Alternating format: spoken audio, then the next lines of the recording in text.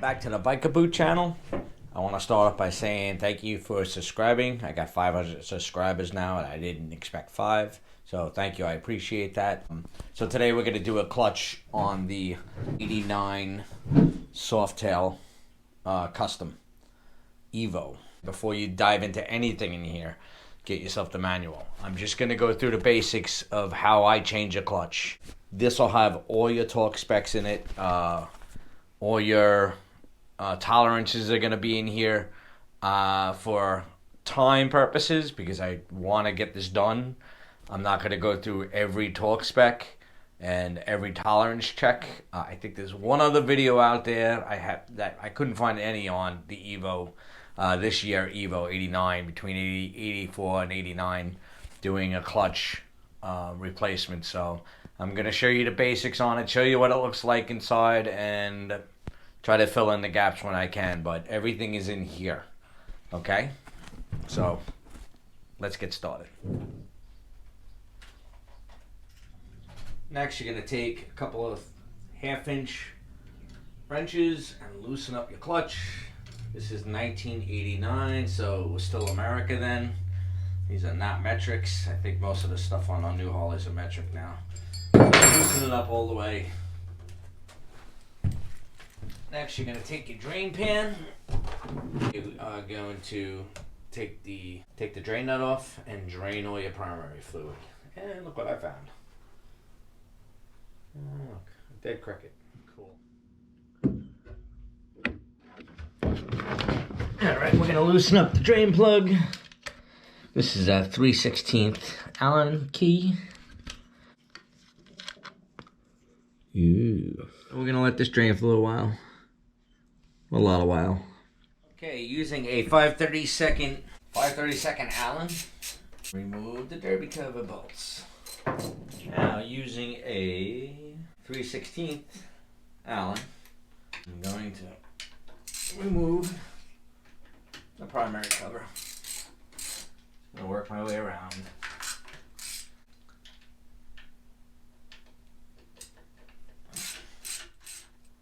Okay, so I have all the bolts loose except this top one.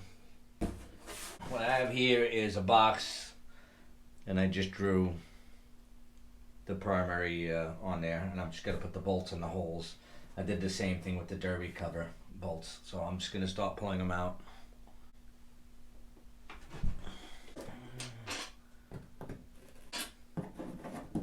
And they're all different sizes. That's why I'm doing it that way. Make life easier when you go to put it back together.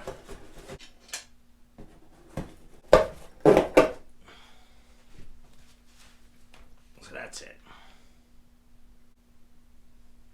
I got a piece of cardboard there, so I'm going to lay it right on there.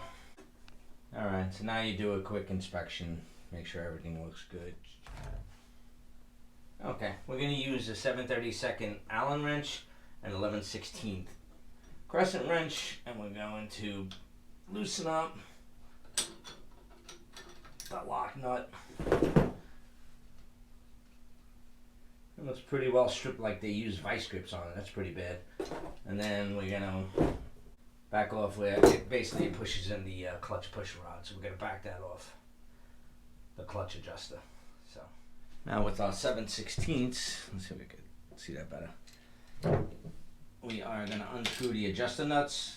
This is the adjuster plate, the nuts that hold it.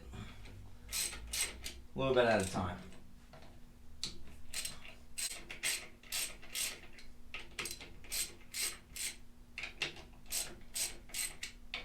Okay, with everything loosened up, we could pull the adjuster plate, the diaphragm spring, and the pressure plate. I'm going to keep this together. Here's the spring. Looks pretty damn good. This looks like it's in good shape too.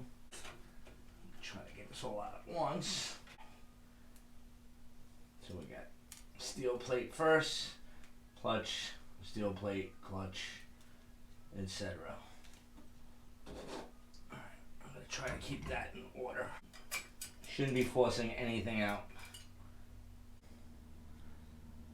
Plates look pretty good. And the clutch looks pretty spent. I have the new clutch plates soaking in gear oil. And we're gonna put this back together. Starting with a steel plate. Just go back and forth. Okay, I got the clutch back together, ending with a steel. So it starts with a steel plate, ends with a steel plate. I was looking at some videos on some of the newer Harleys. It's the opposite, so don't jump in my comments yelling at me. Okay, this is the part where I'm telling you to check your manual for tolerances. I laid the plates on a flat surface to make sure that nothing look warped, but there's ways of checking tolerances with a feeler gauge or whatnot. Or one of those caliper gauges I don't have, too fancy for me. So everything looks good on my end. I'm going to start reassembling. I just want to look at the push rod real quick, the clutch push rod. See what it looks like. Yeah, it looks good. Yeah, it looks fine. Looks like a mushroom tip. Too creepy. And then this bad boy goes back in. Right? Clutch spring plate. And the adjuster plate. So there's, let's see if you can see this. You have A, B, and C settings right here. A in the middle, B to the left, and C to the right here. That's the height of the springs. You're going to have to put this all together, torque it down, and then there's a way of checking it to see if it's flat, to check the concave. I'm not going to video that. I'm going to see if I can look in the book and kind of figure it out, but there is definitely different settings on here, different from the newer bikes. So I'm gonna throw this back together. I'm gonna tighten all these down, break out the torque wrench, and we'll be right back. Okay, so the torque settings are 6.5 to 8 pounds on that. I got mine set to 7. Okay, I'm torquing these down to 7 pounds each. The tolerance is 6.5 pounds to 8 pounds. So I'm setting them at 7. Okay, really want you to see what's going on here because I think this is pretty important. So it's saying to screw this nut in. Yes, I'm reading the book right in front of me because I want to make sure that this gets done perfectly. You hand screw it in until it touches the push rod, which it just did, right? You don't want to push it in, so it's touching the push rod. 3/4 of a turn, which is right there. Then I'm going to take this and tighten it up. So I don't want to strip it like they did, so I'm going to use that end. Stay. There we go. Alright. So that's the adjustment. Now we're going to back this out. Alright, I adjusted the play out of here and the adjustment. That looks like normal play to me. Clutch feels good. Everything's moving the way it's supposed to. Whoops. Okay, make sure you don't cheap out on your gaskets. I brought this one off of out of Dennis Kirk. I don't remember the name of it, but it's one of the more expensive ones. It's got silicone embedded on the outside. It's the same one that was on here and it didn't leak. And then you could use the little dowels on the primary to hold it on. That's in. So now I have my little in order, my bolts are in order, so I'm going to put them all in and then torque them down. Alright, so I'm going to torque. The torque specs are between 7 and 9. I'm going to torque everything in 8.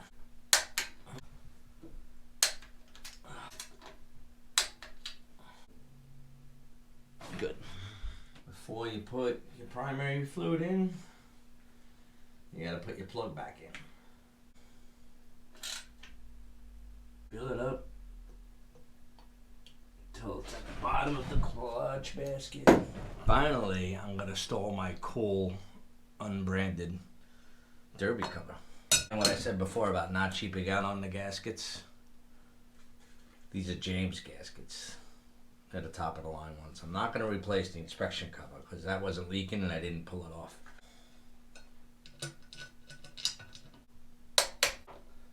It's the next morning. I'm finally going to be able to fire up the bike, see if this clutch is working. So I'm going to reconnect the battery real quick.